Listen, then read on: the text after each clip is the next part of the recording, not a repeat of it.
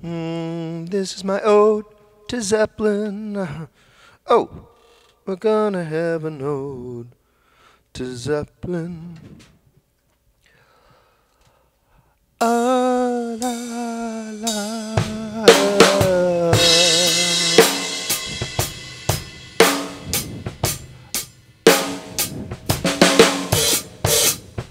Oh, an ode to Zeppelin.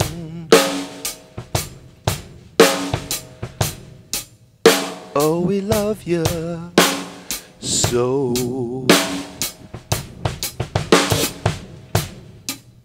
We really appreciate the fact John, Paul, and Bob, and Jimmy too. We want to thank you for your existence.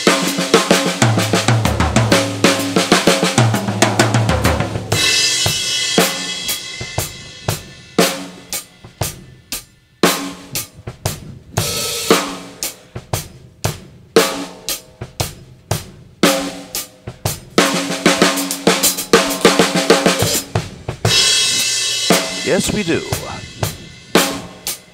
A-E-I-O-U for Led Zeppelin 1, for Led Zeppelin 2, for Led Zeppelin 3, and Dude with the Bundle of Day.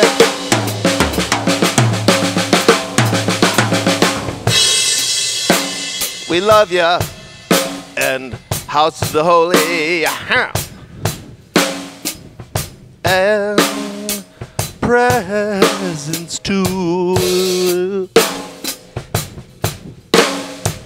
The song remains the same, but the original version, that remastered stuff version, I meant to say, hey, and into the outdoor too.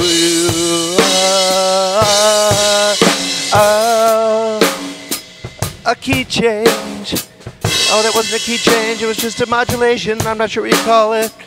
Oh, we love Zeppelin so much. Oh, that's true.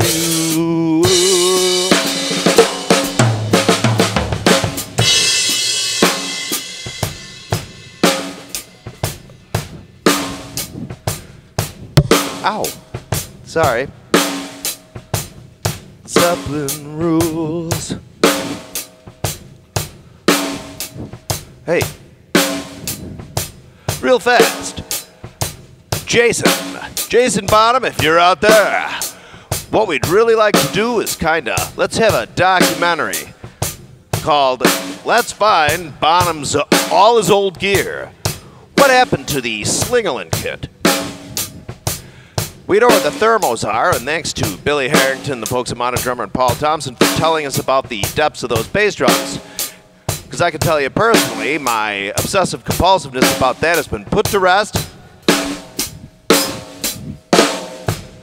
Oh, yes, it has. And that's great, because the less of those in my cranium, the better.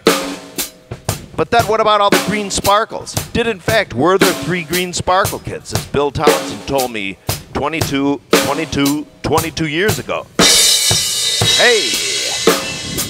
And then the ambers. Well, what happened to those babies? Did, in fact, Bill Townsend own those? Was there, in fact, a silver sparkle kit that was supposedly never photographed? And then the stainless, I suppose they're in the hands of a Canadian collector. But then what about all the gongs? What about all the cymbals, all the stands, the road cases? And the cool shirts, the spider, and then, of course, the Celtic ones. There was a yellow one, too. We know the black one must have failed because your pop seemed to cut out the design and then wear it over other shirts.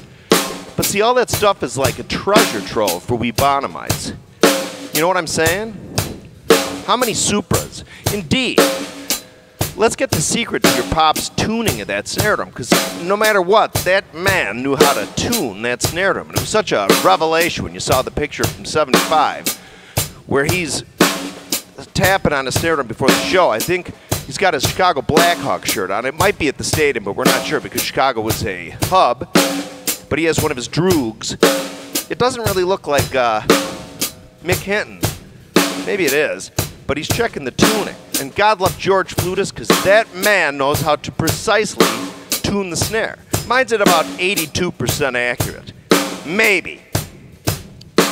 Anyway, but thanks again to Led Zeppelin, because you make it all possible. If I had a channel that was just called Terryolium, I might have 2 subscribers. My mother and father, maybe my wife and daughter. Hey now, yeah. Hey now, yeah.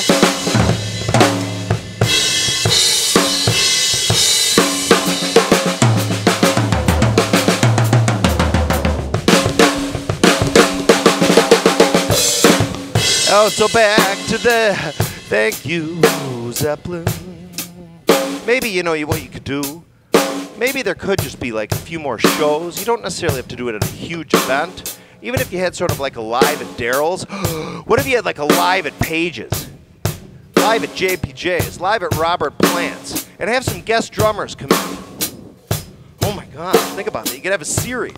You could charge cash. People could tune in. Oh my God, think about it. So you might have like a half-hour one where you have this guy come in and play the drums, that gal, this guy, that guy. Some acoustic. Think about it. It would be in a studio. It would be nice and cozy. People would make some dough. Your fans in the world would be so appreciative. You'd start a new trend. It's like Zeppelin in your living room. Think about it, Jimmy Page. Jason Bonham, you could rap at the people. Dave Grohl, if you have Jimmy Page's ear, just please run that by him. This chord is driving me crazy. Salty pretzels. Hey, all right, so we're gonna wrap this up.